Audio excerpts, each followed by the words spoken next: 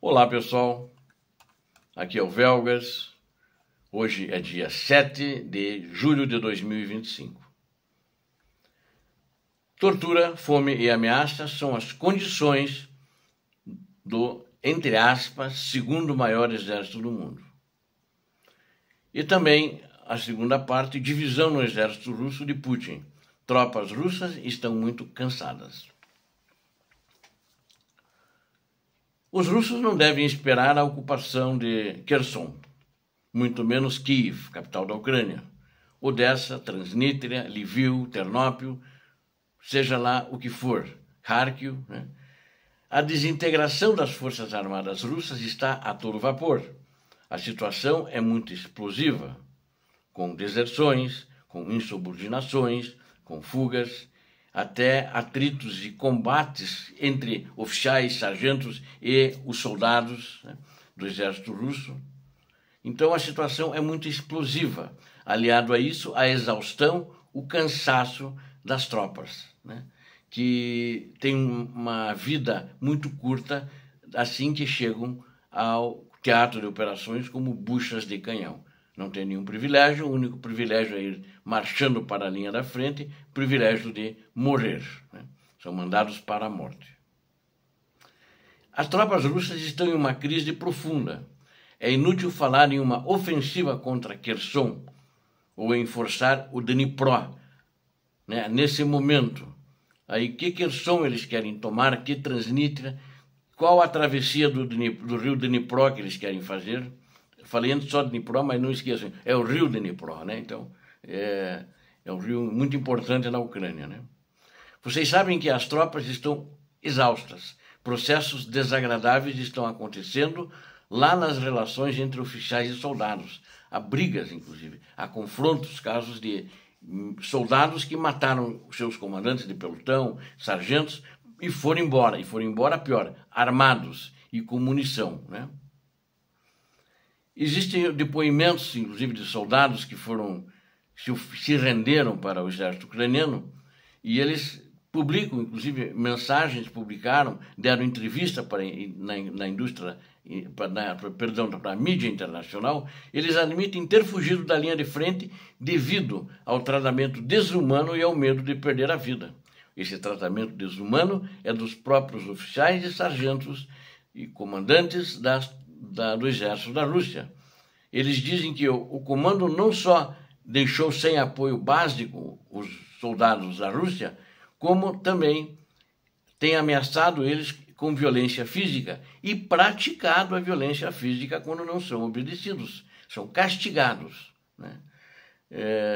Segundo muitos deles, alguns passaram um mês em missão de combate, em posições fortificadas. No entanto, ficaram nas posições sem suprimentos e assistência médica normais, quando feridos foram deixados lá abandonados. E foi reportado para os superiores russos que tinha feridos na posição. Eles ficam lá e eles deixaram alguns militares lá, pelo menos de algumas fortificações que foram entrevistados, esses soldados russos, que eles receberam comida 4 vezes em 25 dias. Ou seja, receberam comida 4 vezes em 25 dias. E ficaram lá sem remédios, sem água potável, e as relações entre comandantes e subordinados no exército, elas são construídas com base no medo e na humilhação. Então isso está levando justamente a essa falta de apoio, essa falta de logística, esse confronto com os soldados que não querem ser humilhados, né? Não querem receber ordens para isso serem humilhados, e que além de eles considerarem que o fato deles não terem comida numa posição já é uma humilhação. Ou seja, a atitude é simplesmente insultuosa e ameaçadora, segundo os próprios soldados russos. Há todas as gravações de como os comandantes intimidam e ameaçam os soldados pelo rádio. Isso acontece, inclusive, a inteligência ucraniana já gravou muitos desses depoimentos. Os russos, eles muitas vezes, soldados, né, que estão lá abandonados, eles foram buscar comida na vila mais próxima. né, onde tinha também alguns russos, foram nas casas ver se achavam comidas, mesmo nas casas abandonadas. Veja a situação. No entanto, em vez de ajuda, muitas vezes alguns foram capturados, e alguns quiseram ser capturados. E às vezes até os próprios russos capturaram eles. Eles queriam matar uns aos outros porque fomos para uma área povoada onde tinham pessoas. E essas pessoas poderiam dar comida para eles. Mas os russos que estavam lá não queriam deixá-los porque aquilo diziam que era a área deles. Você veja a que situação degradante chegou o exército da Rússia. E os próprios russos queriam, por isso, prendê-los e torturá-los. E vocês imaginam uma coisa dessas? A que ponto, a que degradação humilhante que chegou o exército russo? Então, eles mesmo daí deram depoimento. Se eles fossem para algum lugar, saíssem dali, eles voltaram, né? Eles seriam mortos pelos próprios russos. Então, esse é um testemunho da situação das unidades do exército russo nos territórios ocupados na Ucrânia. Falta de suprimentos, crueldade dos comandantes e medo dentro das suas próprias unidades. Vamos ter que lembrar que a cada 6 meses aproximadamente, a Rússia convoca 130 mil recrutas russos para o ano de serviço militar, onde a maioria deles enfrentará trotes sádicos. Inclusive, o calouro no exército, vamos chamar assim, eles enfrentam trotes sádicos. E isso em russo se chama Dedovostina, né? Um regime interno brutal do exército que começou na era soviética, mas está profundamente enraizado na cultura militar moderna do exército da Rússia, o segundo maior exército do mundo. Como ele trata seus homens, nunca será maior assim. Os próprios soldados são contra eles. Então essa é a situação, né? Isso é a realidade. Eu quero falar para vocês agora que existem muitas deserções, né? Eu abordei brevemente no outro vídeo no final, mas eu quero dar aqui mais detalhes. Que mais de 100 mil desertores foram ou são lançados em ataque de moedores de carne. Por quê? A Rússia tem uma prática em larga escala de retorno forçado de desertores. Ele pega o desertor e manda de volta para a linha de frente. E a ordem é, coloca na primeira linha de moedor de carne que tiver. Para os caras não voltar mesmo, é um castigo porque desertaram. Os russos antes estavam fuzilando alguns, agora já nem estão mais fuzilando. Eles estão mandando o pessoal deles diretamente para a linha de frente. Fugitivos são jogados em ataques de carne moída. Nessas carnes moídas que praticamente não há chance de retornar vivo.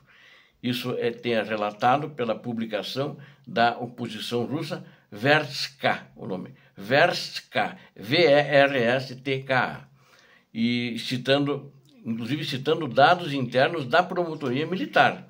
Os documentos vazados dizem que mais de 1.000 desses soldados foram detidos em todo o país no último mês, mas todos os meses tem soldados detidos. A Rússia estava processando, montando um processo para ir para a cadeia, agora eles desistiram. Estão pegando todo mundo, eles prenderam, né? Eles estão presos, muitos aguardando o julgamento, estão mandando tudo de volta para a linha de frente, porque falta gente. E estão colocando nas primeiras linhas de carne moída. E então eles são devolvidos para as suas unidades de linha de frente. Esta é uma política deliberada do Ministério da Defesa russo, ou seja, é uma coisa que o Ministério determinou, da Defesa da Rússia. O objetivo não é punir, mas devolver os combatentes russos à zona de combate o mais rápido possível. Após a detenção, os soldados acabam nas mãos de seus comandantes, que os levam imediatamente para o fronte ou os mantêm em um buraco. Eles cavam um buraco fundo, que o cara não pode se mexer direito lá, né? E ele não tem como subir, e colocam o cara nesse buraco. Esses buracos são prisões improvisadas, né? Até que para eles assinarem um consentimento e irem para a linha da morte, para o ataque contra a Ucrânia. É bem sádico, né, esse exército, esses generais, coronéis, majores, sei lá, capitães do exército russo, eu vou te dizer, hein? Vou dizer, né? E aí o comando apresenta uma moção para suspender a investigação dele na promotoria, e ele assina também essa moção, suspende e manda ele para a frente de combate. Aí volta morto. É uma coisa Isso não é interessante.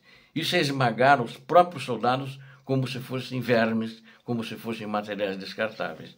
Uma nação assim não é uma nação. É uma nação que faz crime contra seu próprio povo e ela acha que com esses que ela mesma esmaga como vermes, eles vão conseguir conquistar, seja qualquer país da Ucrânia, digo, qualquer país como a Ucrânia ou a Europa, eles estão redondamente enganados. Eles não têm nenhuma condição. Se eles tratam assim os seus, como é que eles vão tratar aqueles que eles conquistaram, aqueles que eles capturaram, né? A Rússia tem que parar de existir. Obrigado a vocês que assistiram esse vídeo. Conto com vocês para inscreverem-se no canal, porque aqui vocês veem a verdade. Deus abençoe a todos vocês, Deus abençoe a Ucrânia, Deus abençoe o Brasil. Paz e bem, paz para toda a humanidade.